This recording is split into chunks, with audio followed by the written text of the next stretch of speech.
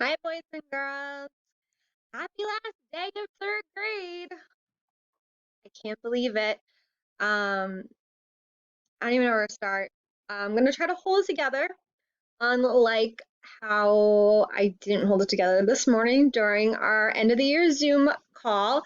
Uh, but I just wanted to say I really am so proud of each and every one of you. Um, from being in the classroom to distance learning, you all have really shown um, such an effort and hard work and dedication. And like I always say, 110%. You're going to do amazing things in fourth grade. I know you're going to rock it. Um, but before that, have a great summer. I am an email away if you ever need me. I'm going to miss you more than I can even explain. You will always have a very special place in my heart. You will always be one of the best classes I've ever had. Um, but have a great summer.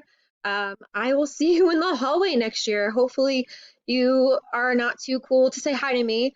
Um, some kids do that. You would be surprised. But always give me a high five, hug, whatever you need in the hallway.